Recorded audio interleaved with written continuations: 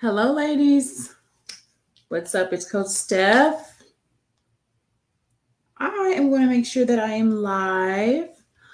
If you come in, say hello.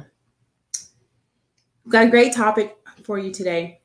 We're going to be talking about overcoming cravings and emotional eating. So I'm going to just make sure that I'm set up really quickly.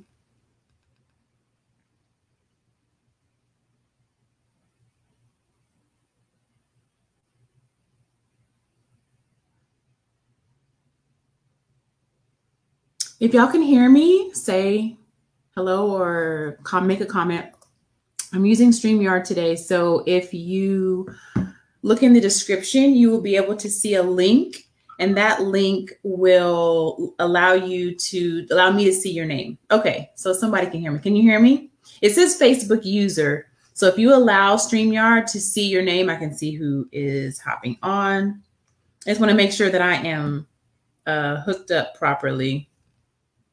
So I'm not seeing myself in my feed, but it looks like some people are hopping on. Hello, hello, and welcome. It's Coach Steph. We're going to be talking about emotional eating and cravings today. So I can't wait to get into that topic. I just want to make sure that I am set up properly. I am using StreamYard. So if you're hopping on, number one, say hello. Number two, allow StreamYard to see your name by clicking the link, and it will ask you if you want StreamYard to be able to recognize who you are. So otherwise, it just says Facebook user. I see 3 people that said hello, hello. So I want to just make sure that I'm up and running on all my platforms here.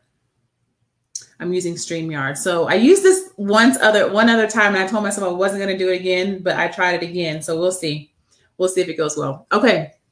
So today, hello, Antoinette. Okay, see, I can see your name. Awesome. Okay, cool.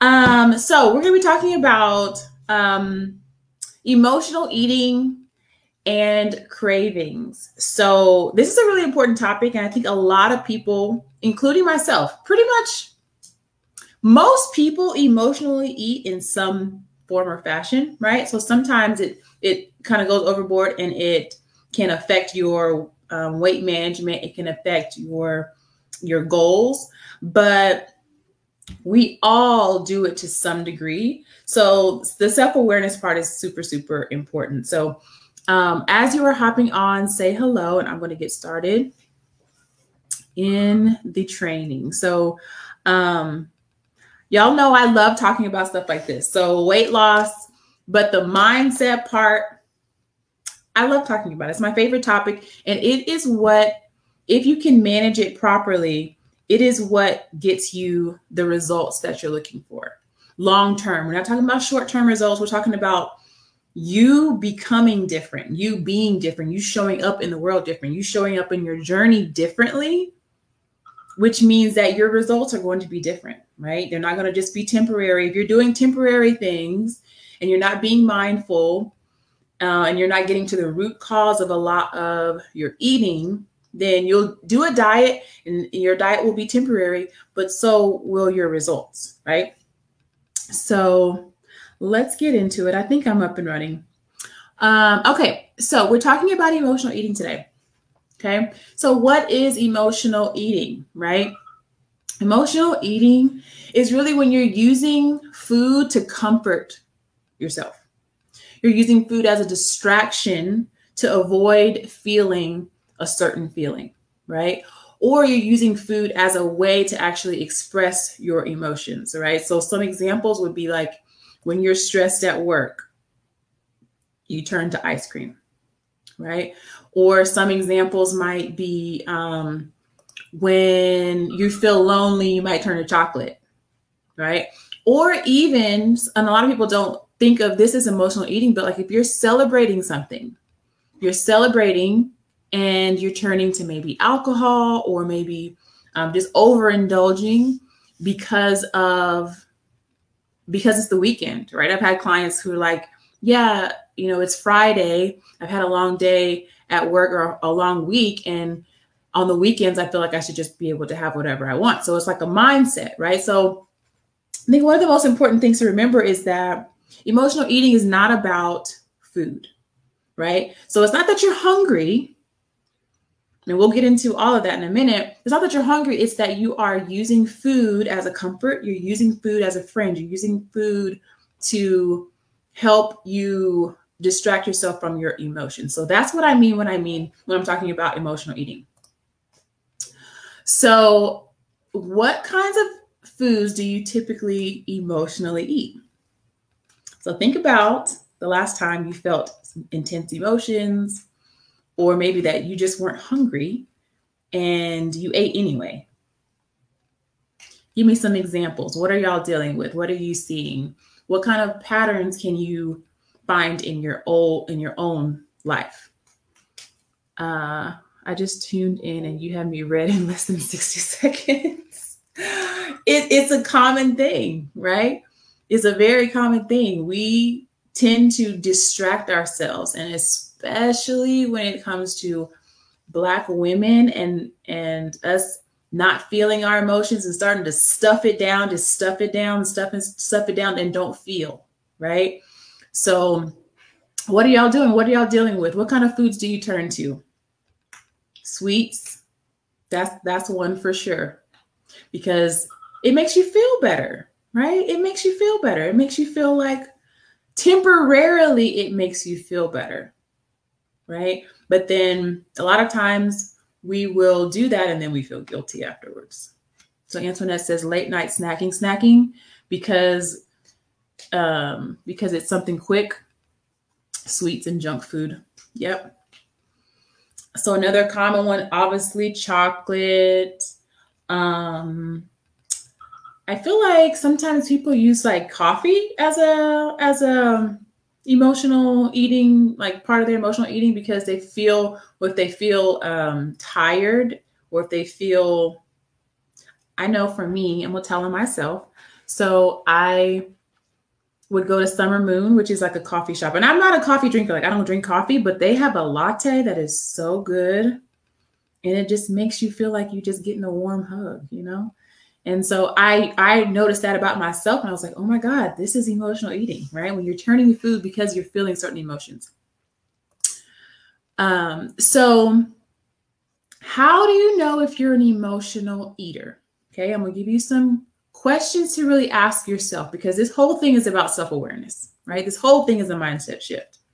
So how to know if you're an emotional eater? Do you eat when you're feeling stressed? Like, do you eat more when you're feeling stressed, right? These are questions to ask yourself.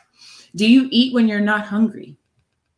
Or when you know you're already full, but you're still continuing to eat, right? Do you feel better, or do you use food to like calm or soothe yourself when you're sad, when you're mad, when you're bored, when you're anxious, when you're feeling lonely, right? Do you use it to feel better? Do you feel a certain emotion, do you eat and then you feel better? You may be an emotional eater. Do you reward yourself with food? So do you regularly eat? Do you say, okay, well, I accomplished X, Y, and Z. Let me go and like have this decadent, I don't know, pie or something, whatever it is, right? Rewarding yourself with food. So it doesn't always have to be a thing where like you're feeling stressed or sad. It could be like a reward or something that you're celebrating. So do you regularly eat until you feel stuffed? You may be an emotional eater. Does food make you feel safe, or does it feel like it's your friend, right? Obviously we have to eat to live, but food, it really is fuel, and we want to enjoy our food, but there's a couple of key distinctions between like physical hunger and emotional hunger, and I'll get into that in a little bit. Do you feel powerless or out of control around food?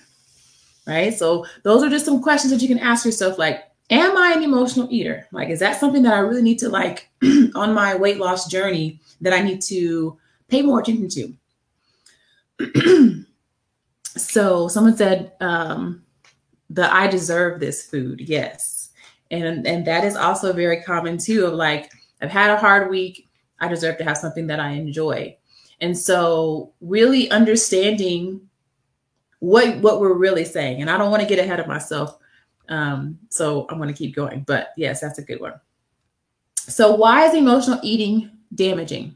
So number one, we are not being connected to our feelings, right? So if we want to feel better, we have to be better feelers, right? We have to be able to feel the emotions that we have. We can't keep stuffing them down and say, I want to feel better, but you're not even allowing yourself to feel what you feel. And so a lot of times we run from uncomfortable situations, uncomfortable feelings instead of dealing with it. But guess what? When you just keep stuffing it, it's going to come back up, right? Feelings buried alive don't die. I think I've said this before. I think I got that from Ian Levanzant of like, feelings buried alive don't die. They fester and then they turn into something else, right? So you thought you got over, being sad when you ate that entire pie, right? But you didn't deal with that emotion. You just kind of stuffed it down to where you were distracted enough to not feel it. It's coming back up. It's going to show up again in your life, right? Because number one, that's how the universe works. If you're not learning a lesson, it keeps coming back and keeps showing up until you rise to the occasion. So emotional eating is damaging our relationship with ourselves because we're not able to feel our own feelings. So when we eat when we're not physically hungry, right? A lot of times it's not about the food. So we tend to just eat more calories than we need. And what does that equal? That equals weight gain, or at least like if you're on a weight loss journey, you're not losing weight. Why? Because you're eating these extra calories that you're not even hungry for, right? So it's damaging not only our relationship and our connection with ourselves and with our intuition and our feelings, but it's damaging our physical body when we're eating things that tend to be more caloric. They tend to be fatty. They tend to have high added sugar. And those are the things we tend to crave when we're emotionally eating. And we tend to eat those things that are not in line with our goals. They're very calorie dense. We eat them in large quantities. So that can cause guilt and shame.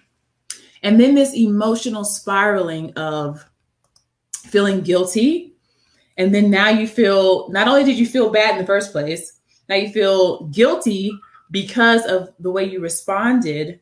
And it just makes you feel bad about yourself. Antoinette, are cravings attached to emotional eating? So you can have a craving that is not necessarily attached to emotional eating. So emotional eating means there is a trigger, an event, there is a circumstance that happens and you feel a certain way.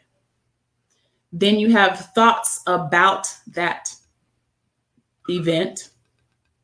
And then because of your thoughts, you feel a certain way. And because you feel a certain way, then you choose, or you out of habit choose food instead of something more constructive. So cravings can be because, number one, you're hungry, right?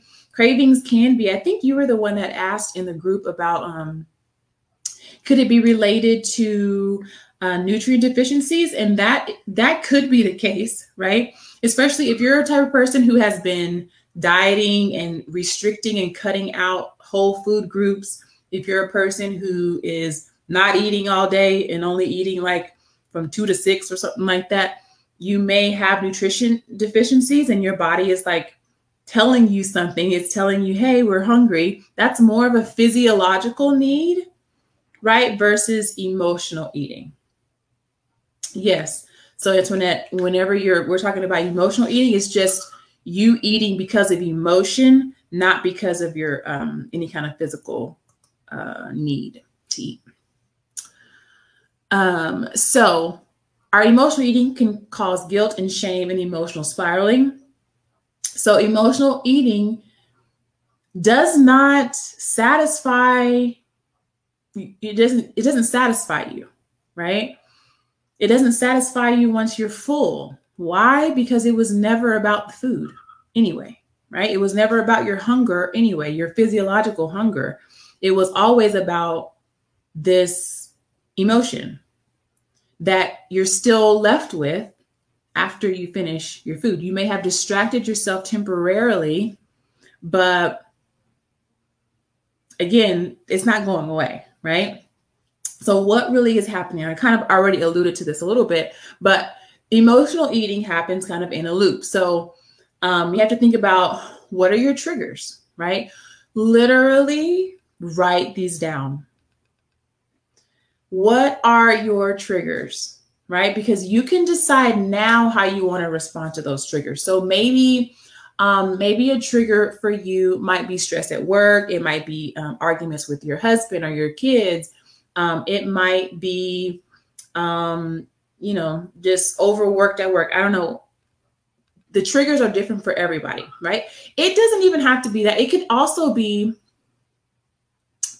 you feeling lonely. It could be certain habits. Like if you normally, when you feel bored, go and sit on the couch, and you're like, every time you do that, you go with a big old bag of chips, right? Just mindlessly eat. That is boredom, and you're doing that in habit because you've done it so many times you don't even think about it, right? So what are your triggers? Write these down. And certain triggers are coming, right? So we can decide. I think one of my favorite quotes is, the best way to predict the future is to create it. So we know that negative emotions are coming. Why? Because life is 50-50. Half good and it's half not so great, right? So triggers is the kind of number one thing that starts off this loop, right? So then it's your thoughts about the trigger. So that's number two, your thoughts about the trigger, your thoughts about the circumstance. And here's the key, okay? Our thoughts about the circumstances, we get to choose those. But a lot of times we accept the first thoughts that come to our mind. So someone pisses you off at work, right? Or I don't know, maybe someone cuts you off or something. We get to decide the thoughts that we think about that. So we could just go with our first thought and say, oh, I'm upset, I'm angry, I'm going to get back at this person or whatever. Or you can choose to look at the situation differently, right? You can choose to be self-aware, say, okay, this is a trigger. How do I want to handle this in my best self, right? So the way that you choose to think about it will determine your emotions. So your emotions are a result of the thoughts that you're thinking. And then because of how you feel, right, that typically determines your behavior, right, which is eating, overindulging, or not. And then when we do overindulge, what do we get? We get a temporary stress relief, right? We get a temporary stress relief where we temporarily feel better. So what are the things that we can do about this, right? Like I said earlier, you can understand your triggers, right? So self-awareness is the first step. Understand your triggers. Know that, number one, you have a choice, right? You have a choice of how you want to react to this trigger. And know that triggers are going to come. They're coming. This is life. So things are not going to be perfect. So you can keep an emotional eating diary. And because if you're really, really struggling with this, self-awareness is going to be really important, because you may not realize that when you get stressed, like particularly you go for ice cream, right? So maybe you don't want the crunchy thing. Maybe you don't want chocolate or whatever. Maybe you go for ice cream when you feel stressed. And maybe when you feel lonely, you get out the chips, right? So keeping that diary can kind of help you get some clarity on your own thoughts and behaviors, and really like brain dumping all of your feelings and emotions. So understanding in the moment that a craving is temporary. So literally ask yourself, what would happen if I don't give in to this craving? Like literally what's going to happen? Not much, right? It's how you're feeling, but it's also how you're thinking about the situation. And so it's like, okay, how can I allow this to pass? Because this is not about your physical hunger. Ask yourself, what will happen if I don't give in to this craving? Okay, it's temporary. Is it more important than my goals? Right? Also ask yourself, am I hungry? Like, because you can't be stressed and hungry. Like, so maybe if you went all day without eating, and yeah, maybe you might be stressed at 5 o'clock, but if you haven't eaten, it's okay to eat, right? You needed to eat. So if that's the case, you want to eat slowly, you want to eat mindfully, you want to check in with your hunger. You want to put down your fork between bites and eat slower, right? Because you need to eat, but you don't want to overeat. And those are mindful practices that we can be practicing anyway, of slowing down, putting our fork down between bites. So also asking yourself, what am I feeling, or what am I trying to avoid feeling? Right? Because remember that food is a distraction. But we want to deal with the actual emotions, right? We don't want to just keep stuffing it and just forget about it and distracting ourselves. We actually want to deal with the emotions. So you can coach yourself out of giving into these cravings, right? That takes practice, it takes self-awareness. It's not going to be easy the first time, but this is a mental battle, right? This is nothing but how we're thinking about a situation. Right. So sometimes, like I talk about all the time, we make conscious and subconscious decisions. So mindset hacks, or what I call them, something that you can kind of tell yourself, like, okay, how can I delete or delay giving in to this craving? How can I delete or delay it? So if you are in a situation, it's like, okay, I'm feeling a certain way, I want to go get these chips.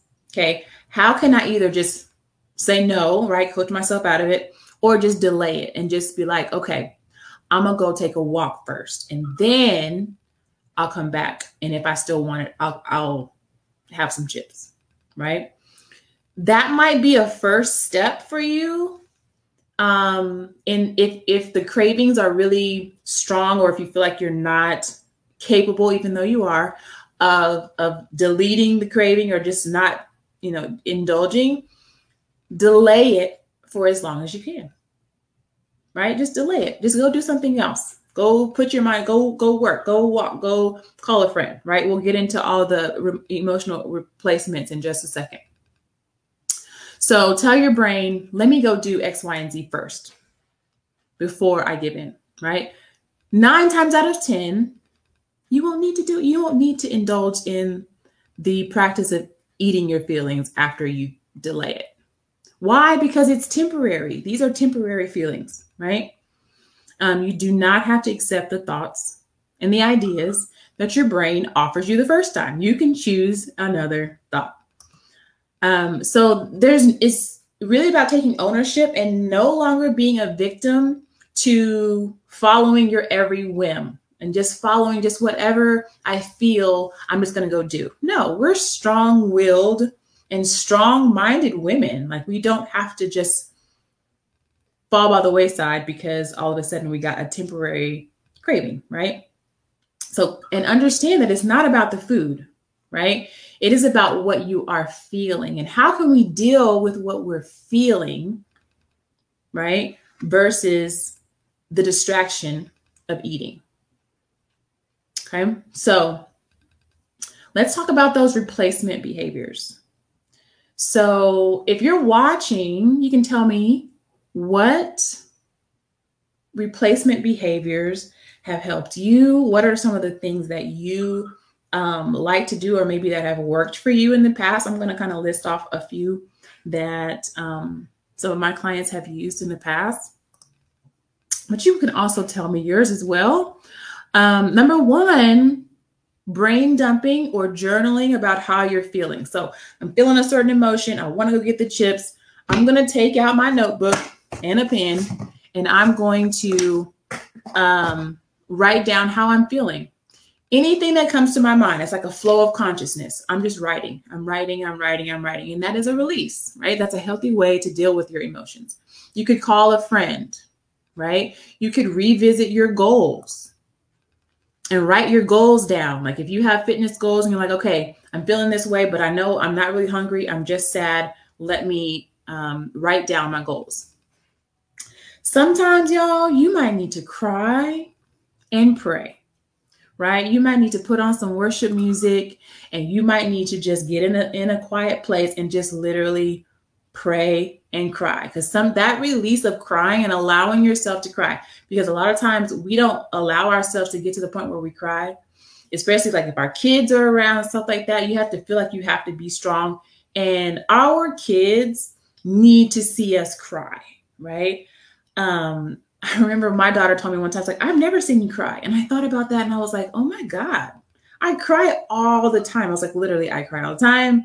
Like, I need for her to know that I have emotions and that it's okay to cry with others. It's okay to say, you know what, I'm just not feeling great today. I had a hard day. Like, that's okay. And our kids need to see that, because that is strength.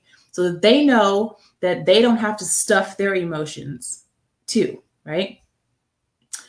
So Jasmine says she's keeping busy with chores, reading. Yep, I definitely clean. I don't know if that's the Virgo me in me or what, but I definitely love cleaning, especially when I'm feeling a certain way. It's just a natural thing for me, really. And then someone else says I usually just leave the house and walk, self-motivate myself out loud. I love that. I'm all about the affirmations and like speaking over yourself too. I love that. So a few more are going for a walk or doing a workout, right? Playing an instrument. If you play an instrument, you could paint, right? You can draw. You could have a little spa moment and do like an oil bath if you're at home. Or I found that a lot of women like to color, like adult coloring books. You could sing, you could meditate, right? You could do some scrapbooking or call your therapist, right? Some people actually like to put on makeup, right? It makes you feel good, but it's also you literally taking your attention and putting it somewhere else. You could read, you could listen to music, have a little dance party, do some puzzles, brain teasers, yoga, painting your nails, walking your dogs, playing a board game, right? So there's so many things that you could do. Eating doesn't have to be one of them. Pick one of those that I mentioned. Pick a few of those that I mentioned and just have those in your back pocket for when you see that trigger coming, right? So we do not have to eat our feelings, okay? We can practice mindful eating, right? And mindful eating means no electronics. You're not sitting in front of the TV, just eating and eating and eating and not thinking like, am I full, right? You're checking in with yourself. You're not eating out of the carton, because if you eat out of the carton, you're going to just keep eating. If you take out your portion and put it in a bowl, once you get done, then your brain will think I'm done. But if you get the big old carton of ice cream, your brain's not going to want to be done until you're finished. Okay? And that's just a psychological thing. So that's a simple mindset hack of like taking your portion out, putting it in a bowl, and eating what's in your portion. Right? So the stress relief that comes from all those things that I just mentioned, right? Before, when we were emotional eating, we were getting that stress relief from the food, right? But there are so many things that we can do that do not involve food, and it doesn't involve guilt. It doesn't involve all the extra calories, right? when you approach your emotional eating or your emotional cravings in a healthy way, you get closer to solving the problem, right? If you brain dump and you journal about what the problem is, right, you can see things a little bit clearer. You feel a little bit better, right? And you can maybe come up with some solutions. Versus eating your emotions, you still have no solutions and you're still back really to square one, right? And it puts you back in control so that you can trust yourself with your own feelings, right? Can you trust you with your own feelings, that you're not going to eat your feelings, or you're not going to, go and just drink or go and just smoke, right? Are you actually feeling your feelings? And understand that you can deal with uncomfortable feelings. Like, you can deal with it, right? Life is 50-50. Not everything's going to be great. Like, how are we going to handle uncomfortable feelings? Because that's just part of life, right? So another important thing as far as like just maintaining our own stress levels. And by the way, speaking of stress, last week, I did an interview with a therapist talking just specifically about stress. So if that's something that you're really dealing with, you might want to go back and check that. It's in the events tab. It was, I think, last Wednesday. But having a self-care routine that's ongoing, that's not just when you're stressed, right? It's not just when things are going well, but it's just like part of your life. Have a self-care routine that you plan in things that bring you joy. I cannot tell you how many women I talk to in my coaching practice, and they're like, I'm asking them, how do you take care of yourself? How do you make time for yourself? How do you practice what I call your power hour? And a lot of women just don't, right? We don't take time to think about, okay, what do I want to do? How do I want to feel? What brings me joy? Because we're not feeling, right? We're just doing. We're doing all these things and we're not feeling nothing. We're not asking ourselves a doggone question, right? So plan in your self-care, even if it's a nap, right? It could be a nap. It don't have to be nothing elaborate, right? It doesn't have to be a whole spa situation. It could just be a nap. It could just be, oh, I painted my nails, right? My nails look good. And also, if you are really having trouble dealing with your emotions, seek professional help, right? It's 2020. It's 2020. It's 2021. Okay. Black women are getting therapy. Okay. Black women are getting life coaches, real talk. Okay. And we're working through our emotions, and we're not just eating them. We're not just stuffing them. We are getting help for our mental health, especially because of everything that's been going on. If you need professional help, seek out that professional help, because it in the long run, it breaks generational curses, generational patterns, and we deserve to be taken care of, and we deserve luxury. We deserve to be able to feel good in our skin and to know how to handle our emotions. Okay. So if there are any other questions, I think I had a few in the group actually that I want to make sure that I address. So let me look that up real quick. I know that I have touched on a few of the questions that were posted in the group. Let me see. Okay, so how to, I got that down. So what are some emotional eating replacements? I went over that. It's a long list. There's a whole lot of things. And if y'all want me to, I can send you that list that I named out. Let me know and I can send that to you. Are cravings simply a lack of nutrients and withdrawals? We talked about that. Also, how do you overcome cravings without becoming a binge eater? It's all about the self-awareness, right? It's all about you seeing what this is for what it is and knowing that it's not about the food, right? So if you are a person that tends to binge eat, you already know, number one, set a routine for eating every 3 to 4 hours. So you know it's not hunger. And then when those emotions come up, find a replacement, choose a replacement, and coach yourself through it. Brain dump, right? Go for a walk, all those things that I mentioned earlier instead of eating, because that craving will pass. It's temporary, right? It won't last forever. Like literally ask yourself, what's going to happen if I don't give into this craving, right? And so I think that was it, y'all. I think that was all the questions that I had in the group. Let me check the chat one time. Okay, Antoine, I can send you the list. I can definitely send you the list. And if anybody else want me to send you the list, I can. I hope that was helpful. This is a battle of the mind, ladies. We have to practice being strong in our mind, right? Right? We want muscles and all that, but what are you doing to make sure your mind is strong? What are you doing to make sure that you're happy and that your body and your mind are taken care of? Okay. So I want the best for y'all, right? I'm honored to be able to give y'all this information. I love this group, and so many of y'all have had so much good things to say about the group, and I just want us to take care of ourselves. So if no one else has any other questions, I want to let y'all go for tonight. If you watch the replay, you have questions or comments, please just leave them in the comment section and I will get back to you. Thank you, Antoinette. Awesome. Y'all have a good night. I'll see you soon.